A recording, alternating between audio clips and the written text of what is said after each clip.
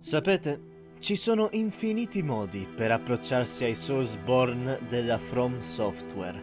Potete iniziare dal gioco che ha fatto conoscere al mondo intero il genere che avrebbe rivoluzionato il mondo videoludico, il primo Dark Souls. Oppure vedere il predecessore meno fortunato, Demon Souls, per studiare come i suoi inciampi hanno permesso alla serie di correre.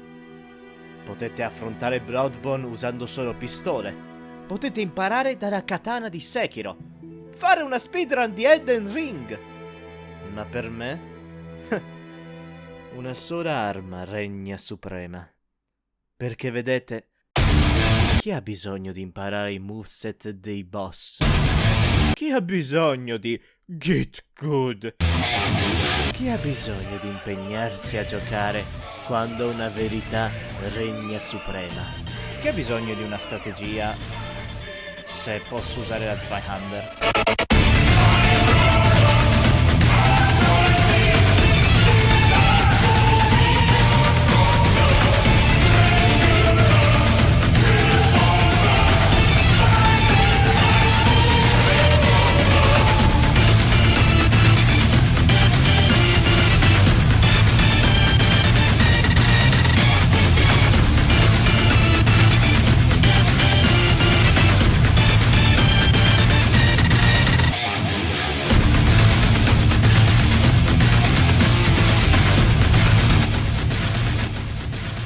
Diavolo, datemi un secondo, che sti cosi si inceppano sempre sul più bello, porca di quello. Ok, ci siamo.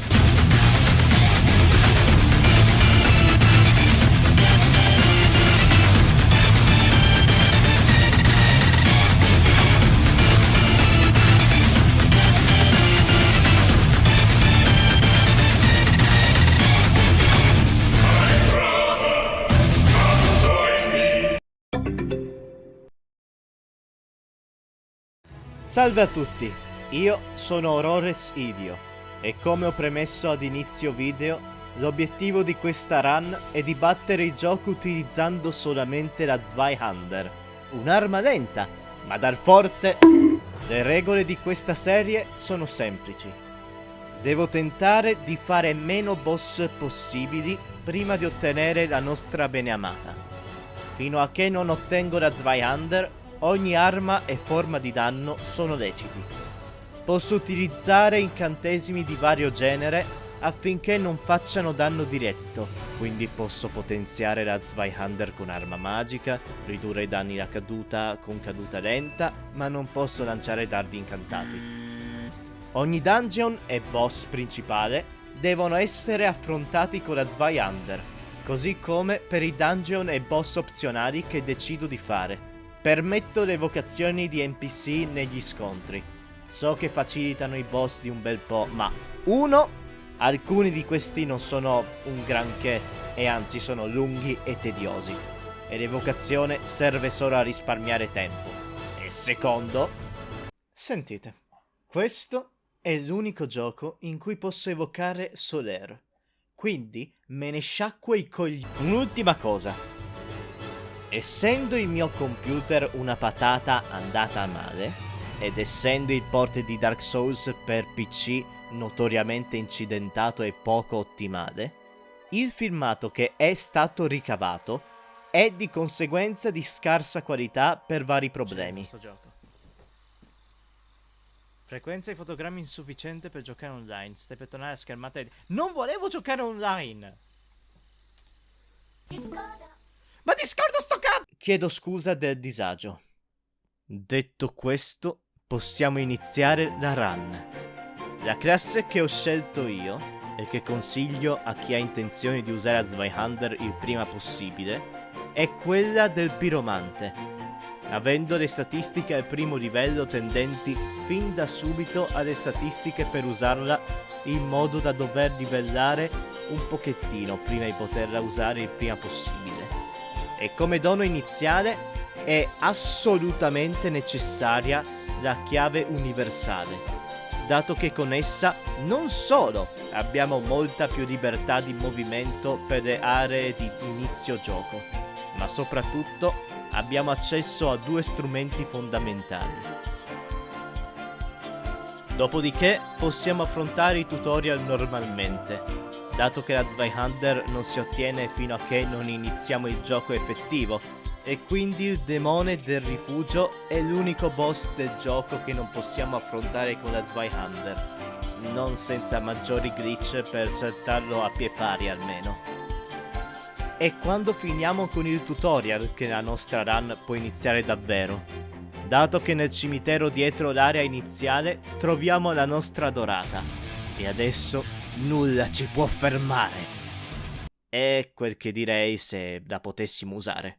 Purtroppo, come premesso prima, abbiamo bisogno di guadagnarci il diritto di usarla, livellando le statistiche necessarie, ma non è nulla che non possiamo rimediare con la chiave universale, avendo accesso ad un cadavere di drago con le anime nella zampa sinistra, non prendendo altri oggetti che altrimenti lo attiveremmo, per poi livellare le statistiche minime per poterla usare a 2 mani, dato che impugnando una qualsiasi arma con entrambe le mani dà un boost alla statistica di forza facendocela impugnare senza problemi. Dopodiché raccogliamo lo scudo del cimiero ondulato, che ci fornisce un recupero di stamina accelerato mentre è equipaggiato anche se non lo usiamo. E dopo esserci liberato del Cavaliere d'Argento, ignoriamo Havel, dato che prima di affrontarlo voglio avere quel poco di salute per sopravvivere ai suoi attacchi e di danno per non metterci 5 anni. Per poi raccogliere, già che sono in zona, la resina dorata, che dona un temporaneo potenziamento di danni tuono, e la chiave della residenza del mercante per qualcosa che ci sarà fondamentale nel piegare questo gioco alla nostra volontà. Tornando all'area iniziale, facendo attenzione a non passare per il ponte in modo da non far apparire il drago. E potevo accontentarmi qui, ma purtroppo ho deciso di prendere un oggetto extra che ci può facilitare il farming delle anime, a mio discapito.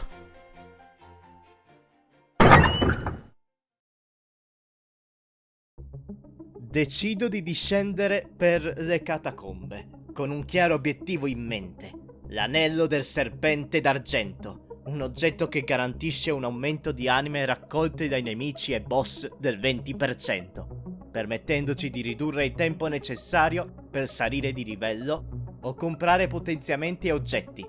Dove si trova? Nella tomba dei giganti, una zona pensata per molto più in là nel gioco. Ho avuto modo di rivalutare le mie scelte di vita laggiù. Dopo aver abbattuto il piromante di guardia al falò, lo possiamo accendere. Accendere e sbloccare il marchingegno per poter andare avanti, continuando il nostro viaggio verso giù. Vedete, la meccanica principale delle catacombe è che gli scheletri non possono morire finché non eliminiamo i piromanti che continuano a resuscitarli. Quindi una delle cose da tenere a mente sarà di eliminare i piromanti sparsi nel dungeon per poter eliminare gli scheletri che ci bloccano la strada, a nostro rischio e pericolo.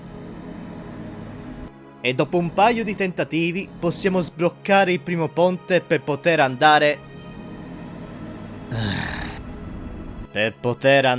a sbloccare il falò segreto, permettendoci di fare meno strada per ogni tentativo. Poi ci facciamo far uccidere apposta da... Comunicazione importante. Purtroppo non mi ero accorto di aver scritto male negli appunti per il copione del video Pates invece di Paces, perché il nome è Paces. Non me ne ero accorto quando l'ho scritto, non me ne ero accorto quando l'ho registrato. Quindi adesso aggiusto facendo la cosa dopo, però mi dispiace per l'inconvenienza. Poi ci facciamo far uccidere apposta da Paces per poter iniziare la sua linea di missione, dato che ci servirà come mercante per il nostro equipaggiamento finale. Dopodiché andiamo verso il fabbro scheletrico, permettendoci di far fuori un altro piromante e di sbloccare una scorciatoia che sfocia in mezzo a 300 scheletri ruota. Dopo aver trovato una scorciatoia migliore, possiamo finalmente affrontare il primo vero boss della run, Girandola, l'essere più potente e pericoloso del gioco. In un universo alternativo, in questo non so neanche come mai conti come boss. Complimenti, questa è la parte facile delle catacombe. Potete tornare in superficie con un bel po' di anime per livellare una delle 3 maschere garantite con tutte quante degli effetti niente male ed ultimo, ma non per importanza, la possibilità di avere fino a 20 fiaschette Estus per i vari falò. Ma purtroppo io ho come obiettivo l'anello, che si trova oltre Girandola. Com'è andata?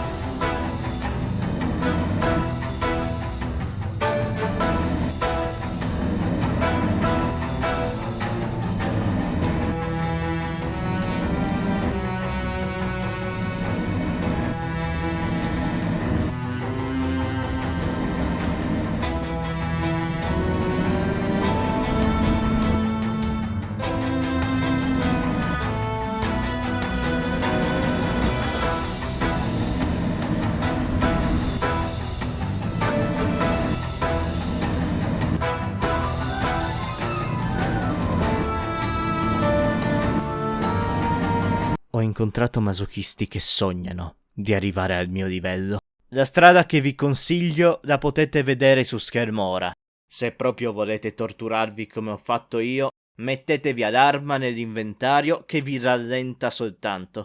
Investite più livelli possibili in salute e pregate. Ma eventualmente potete arrivare anche voi a prendere l'anello. Ce l'ho fatta!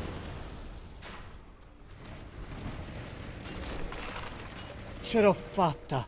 Avevo bisogno di questo anello.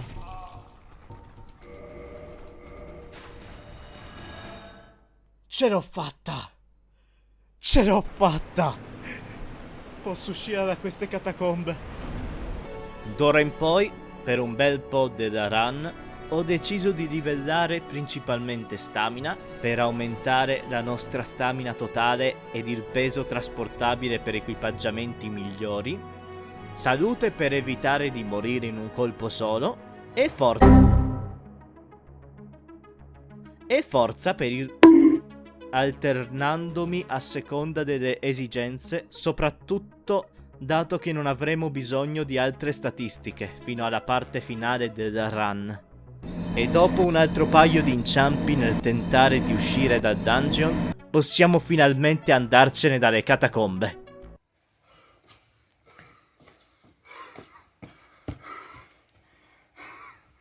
Mai più. Ci dovremmo tornare più avanti nel gioco. Tralasciando i trauma che mi sono inflitto da solo, dopo aver sconfitto Havel abusando degli attacchi critici alle spalle, possiamo finalmente affrontare il demone del toro, il primo vero boss inteso per il gioco dalla From Software. Questa povera anima non aveva alcuna chance. Che riposi in pace. Dopo di ciò incontriamo il Best Boy Soler. Non è importante per la run, è importante per me.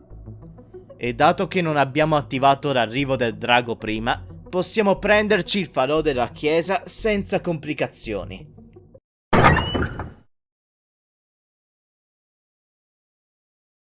Superando il cancello principale, prima che lo possano chiudere, prendiamo la chiave per i sottoborghi della città e superiamo l'area in modo da avere accesso al falò davanti alla fortezza di Sen. E da adesso abbiamo accesso al nostro fabbro principale del gioco, André, al quale possiamo dare la maggior parte dei tizzoni per potenziare le nostre armi.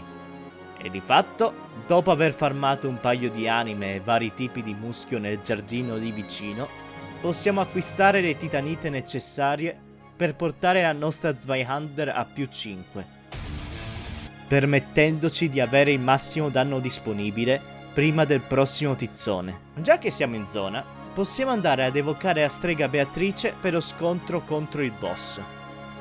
Questo poiché, evocandola qui, possiamo evocarla anche contro un altro boss verso fine gioco, oltre che aiutarci a togliere di mezzo la farfalla, dato che il suo scontro consiste nell'aspettare che si appoggi al muro nel mentre ci bombarda con attacchi a distanza. Dopo le anime gratis della farfallona, utilizziamo l'ascensore che funge da scorciatoia per l'inizio del gioco, tornando all'area del tutorial, in modo da poter scambiare i muschi appena ottenuti per oggetti al piccolo nido di corvo. E già che sono in zona, provo la mia fortuna contro il secondo demone del rifugio. Credo che passerò più tardi, va? Senza svariare la strada ulteriormente, è il momento di andare a evocare il nostro boy Soler per poter suonare la prima campana del risveglio. Gargoyle non sono un problema. L'importante è cercare di mantenersi lontani dai bordi del tetto e sapersi gestire i due gargoyle, sapendo che il secondo appare quando il primo raggiunge più o meno la metà vita. E con ciò possiamo suonare la prima delle due campane del risveglio, per poi dirigerci verso la seconda. Ma non prima di una fermata extra alle fogne.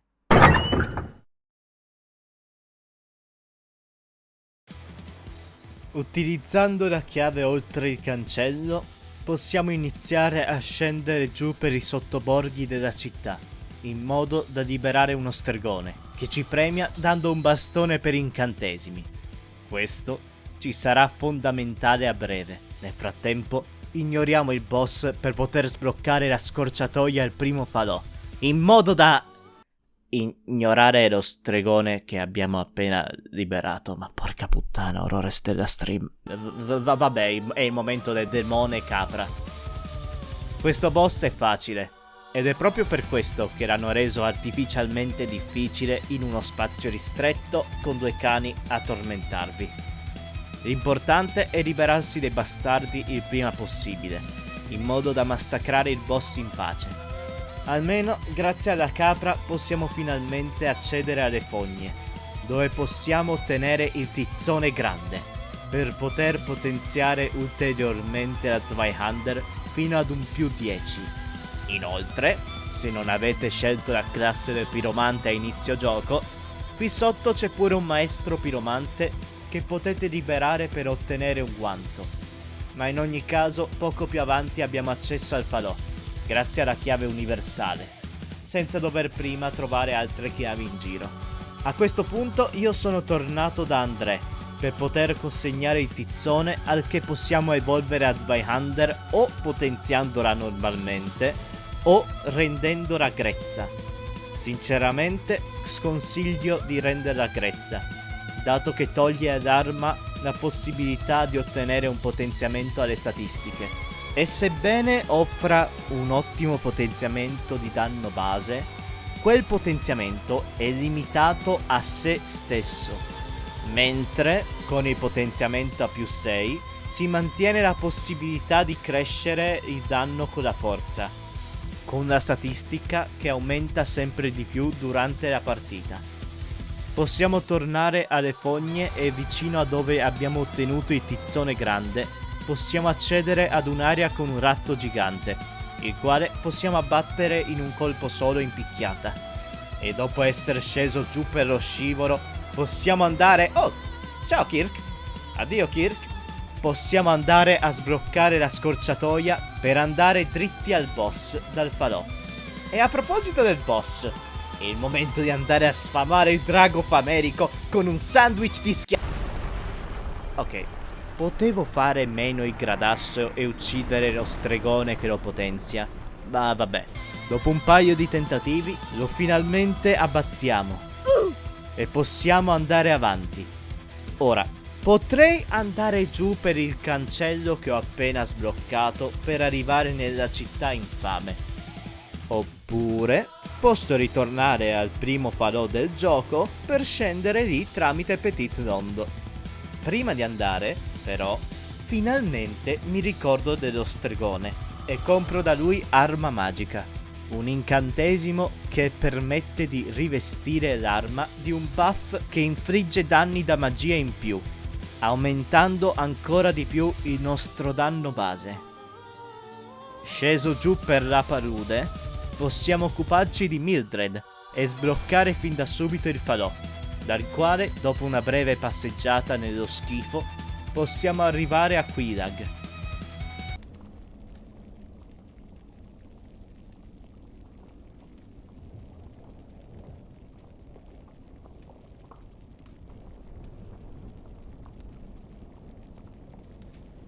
Smash. In modo da poter suonare la seconda campana del risveglio ed entrare nella parte centrale del gioco, la conquista di Anor Londo.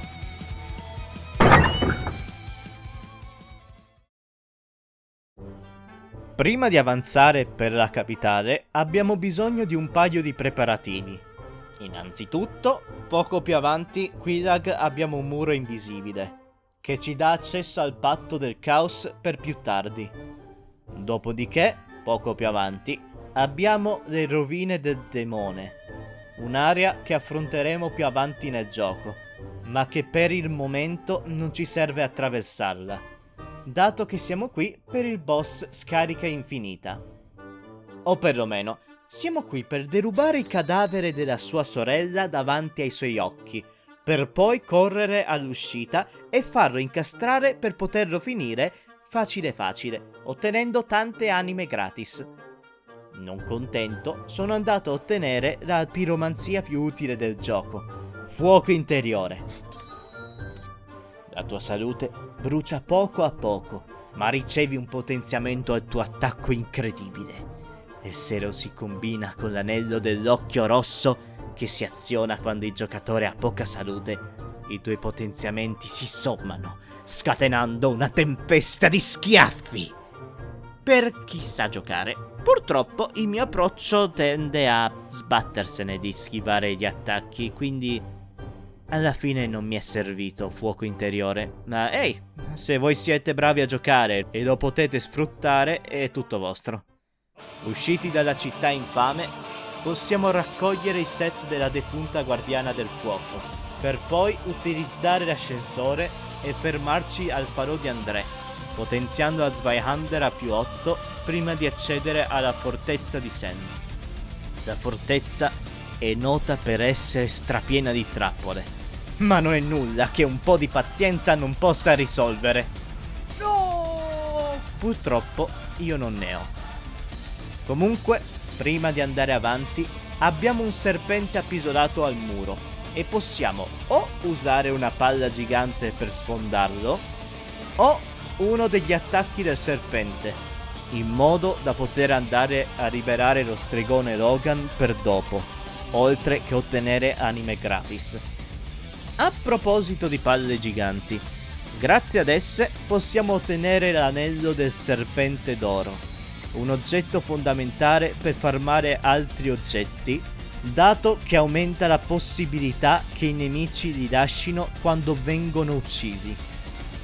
Superata la prima parte della fortezza, dopo un po' di pratica con le trappole, andiamo a prendere il falò nascosto per facilitarci l'esplorazione. E scalando la fortezza possiamo distruggere il gigante che lancia le bombe in giro, in modo che non ci faccia esplodere durante il boss. Dopodiché passiamo al golem di ferro, un boss molto lento e facile da sbilanciare, rendendolo una passeggiata da affrontare con la Zweihander. Oh, bye bye Ben. Voi non avete visto niente. Dopo aver preso il taxi, arriviamo finalmente alla capitale Anor Londo, dove risiede il peggior ascensore del mondo videoludico.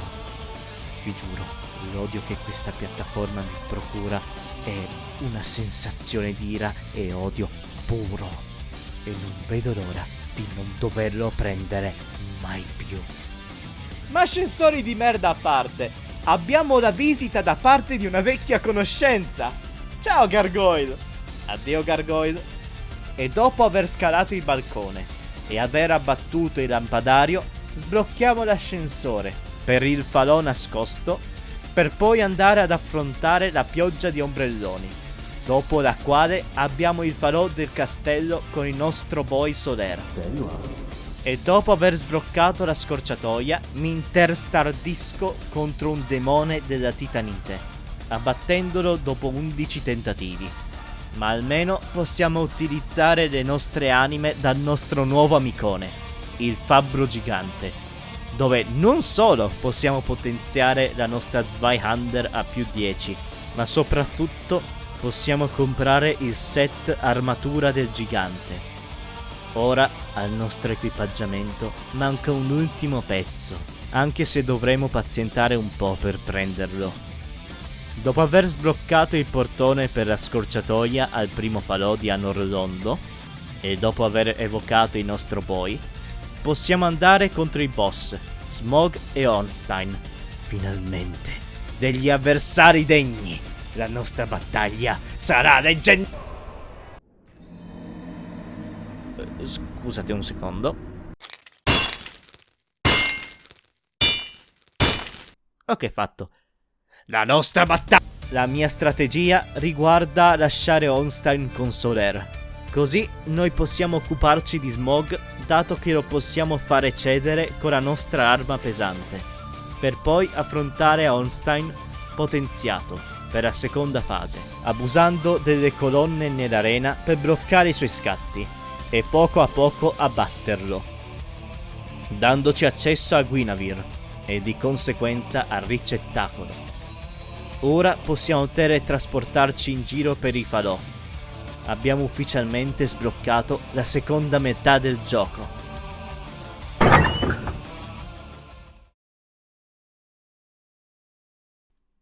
Ritornando al falò spento di inizio gioco, possiamo scendere giù direttamente, ignorando il serpentone.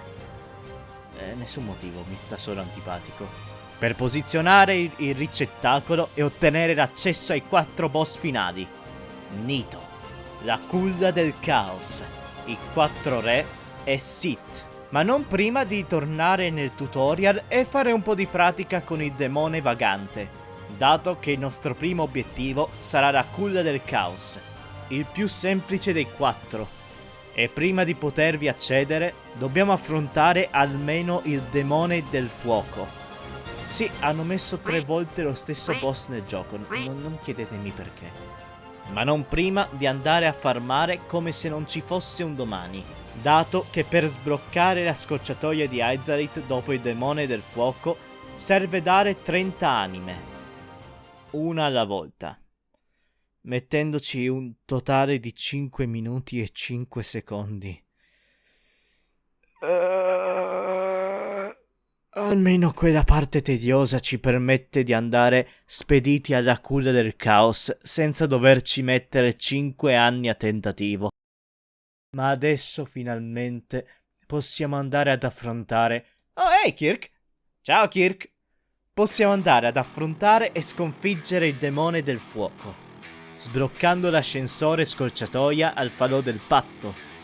E sebbene possiamo ignorare il demone centipede, grazie al nostro farm, lo affronto ugualmente, in modo da poter continuare la quest di Solaire prima di prendere la scorciatoia del patto, prendendo l'insetto che ha l'oggetto che lo fa impazzire, in modo da salvarlo.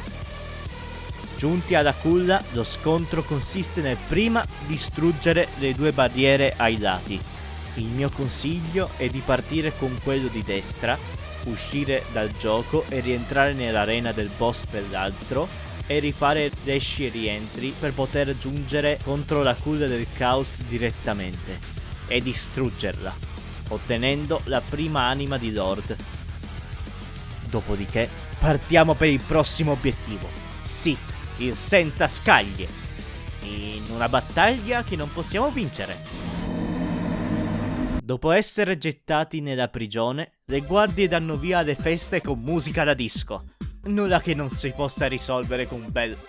Prendendo la chiave possiamo uscire dalla prigione, accedendo non solo ad un nuovo falò per le nostre esplorazioni, ma soprattutto alla chiave per liberare il maestro Logan, dal quale possiamo comprare ora arma cristallizzata, ricordandomi finalmente di arma magica migliorata che potevo prendere molto prima.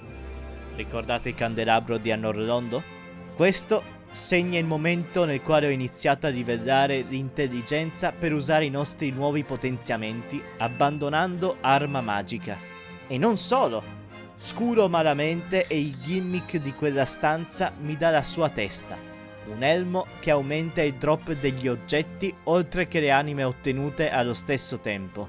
Ma in ogni caso abbiamo l'accesso finalmente all'antro di Sith, dove possiamo morire male. Ok, piano di riserva. I nostri danni sono molto pochi rispetto alla vita di Sith, quindi, prima di continuare a tentare con lui, sono andato a potenziare l'armatura con più resistenza alla maledizione che ho. Inoltre, ho fatto una deviazione a Petit Londo, sbloccando la parte sott'acqua per poter recuperare il tizzone gigante, potenziando la Zweihander a più 13. Dato che per potenziare la veste sudicia ho utilizzato vari pezzi di titanite, necessari anche per la Zweihander. Sono una persona molto preparata per questo genere di cose. In ogni caso, ora non abbiamo più altri preparativi per poter affrontare Sith, riuscendo, dopo aver smesso di testardirmi, di tentare di tagliare la coda al lucertolone, segnandolo come il boss che ha preso più tentativi di questa run, escludendo la volta che doveva ucciderci per storia. Dopo un piccolo farm utilizzando il potere congiunto dell'anello del serpente d'oro e la testa di gimmick, otteniamo i pezzi di titanite necessari per poter potenziare al massimo la nostra Zweihander, oltre che la lastra di titanite ottenuta dal demone vagante. E con le anime ricavate e tutte le lucertole di titanite massacrate per strada, finiamo di potenziare l'armatura del gigante. Che ne dite?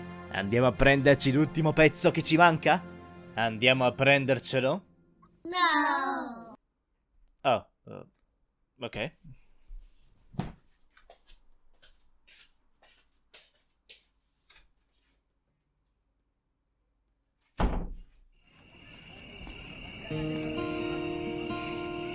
Battutaccia a parte, ritorniamo per le catacombe. Questa volta, con un equipaggiamento adatto per affrontarne i pericoli, arriviamo facilmente al falò della tomba dei giganti, dal quale poi possiamo andare da Paces, scegliendo l'opzione no. Questo passo è fondamentale per la sua quest, al che ci gentilmente getta giù in un'area dove moriremmo di norma per il danno di caduta, dandoci accesso alla povera chierica che hanno mandato in missione suicida. Grazie amico! Tornando da Paces... Oh, è... merda. Paces... oh no. Tornando da Paces e facendocelo amico, lo sbroccheremo come mercante dopo che abbatteremo Nito e ci potrà dare quel che vogliamo. Ma non prima di assicurarci che la povera chierica sia sana e salva, e assicurandoci che lo rimanga. Dopo questo piccolo intermezzo, possiamo finalmente giungere da Nito, e dopo le mille volte che l'ho affrontato per conto mio, so utilizzare il suo moveset contro i suoi scheletrini fin troppo bene, battendolo al primo tentativo in tipo 1 minuto. In ogni caso, ora abbiamo Paces come mercante, che ci vende la maschera del padre. Il set di Giant Head è completo. Potremmo fare i 4 re già adesso. Ma perché rimandare l'inevitabile? Facciamo una piccola deviazione a DLC.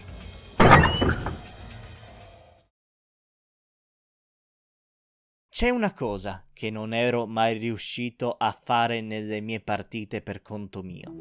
Un filmato che si può vedere solo salvando Sif nel passato prima di affrontarlo come boss. E non avendolo mai sbloccato, ho deciso di volerlo vedere almeno una volta con i miei stessi occhi, già che ne avevo la possibilità. Quindi, andando ad esplodere l'idra veloce, possiamo andare molto lentamente nella cavernina del lago, dove uscendo e rientrando nel gioco, possiamo ora far apparire un golem d'oro che tiene dentro la principessa di Ulasil, necessaria per il DLC. Dopo averla salvata, dobbiamo ritornare alla riva del lago, riuscire e rientrare nel gioco per poterla evocare e parlarle, per poi andare negli archivi del duca per prendere la chiave del DLC. Nota importante, dovete prima soccorrere la principessa, poi andare a prendere la chiave. Io non lo sapevo e avevo ucciso il golem durante la mia prima visita agli archivi, credendo mi avesse dato la sua chiave quando di fatto non è così, lasciandomi per un attimo confuso sul perché non mi apparisse l'accesso. Ok, ora dovrebbe esserci da queste parti. No?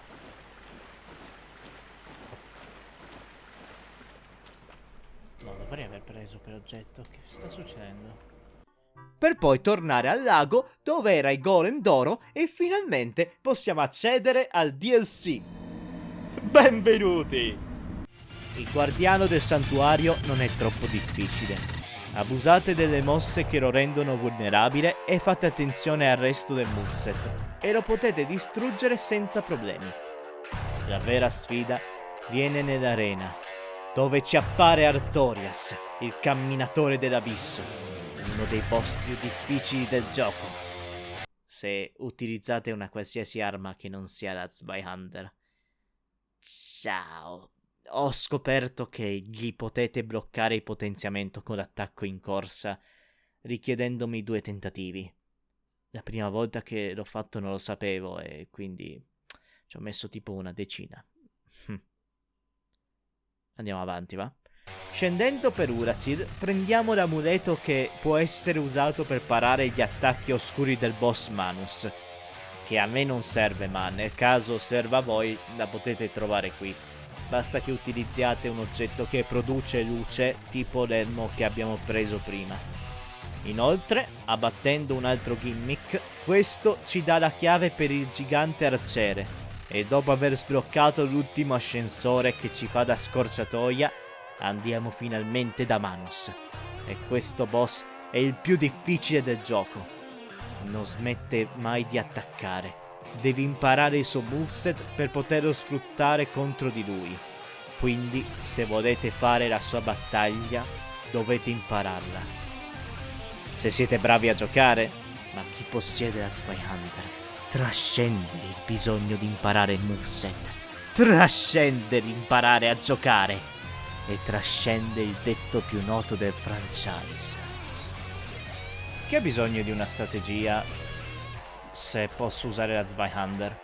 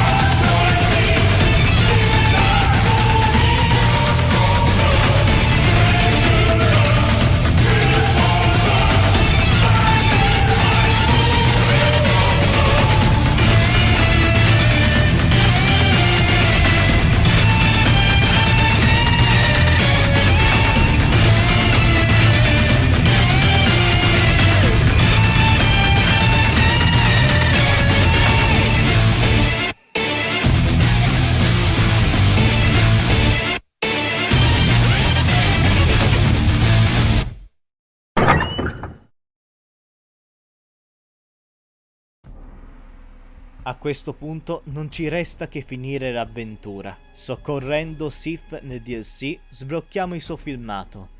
Ed essendo noi con l'equipaggiamento e livello a fine gioco, purtroppo lo scontro dura poco. E prendendo l'anello per accedere ai 4 re, possiamo evocare Beatrice la strega, che è qui dato che l'abbiamo evocata contro la farfalla all'inizio gioco, per poter accelerare questa corsa DPS che sono i 4 re.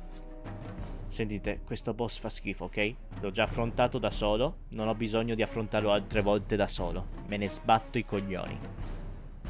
Prima di finire il gioco ho deciso di fare i vari boss extra giusto perché posso, iniziando con Kalameet. Oh giusto, abbiamo preso la chiave per il gigante per questo motivo. E dopo l'aiuto del nostro nuovo amicone, possiamo affrontare Kalameet faccia a faccia. È abbastanza tosto, soprattutto se riesce a fare la presa che indebolisce la difesa. Ma a parte questo, l'incontro è gestibile.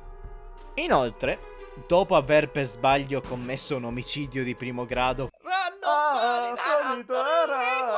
e dopo aver commesso un altro paio di omicidi già che ero in zona, tanto vale aggiungerne un altro, no? Gwendolyn è una passeggiata. È letteralmente un boss dove devi farti una passeggiata per raggiungerlo ogni volta per solo poi colpirlo. Non so neanche perché conti come boss, ma vabbè. E prima che qualcuno me lo chieda, mi rifiuto di affrontare Priscilla. È un boss facile, in un'area opzionale, che lei stessa ti dice che non è interessata a combatterti e ti lascia passare senza che tu la debba affrontare. Tutti i boss in questo gioco ti attaccano a vista, tranne lei. Quindi mi rifiuto di andare a disturbarla se non è necessario per Aran. E non essendo necessario, la lascio in pace. Detto questo, la run finisce con Gwyn, l'ultimo boss del gioco. Evocando un'ultima volta il nostro fidato compagno Soler, scendiamo in battaglia un'ultima volta. Io non temo la morte, poiché la morte è solo un processo naturale della vita. E se la mia vita può essere utilizzata per poter dar fuoco e illuminare la vita degli altri, così sia. Brilliamo interno al vincolo della prima fiamma. A presto, amici miei.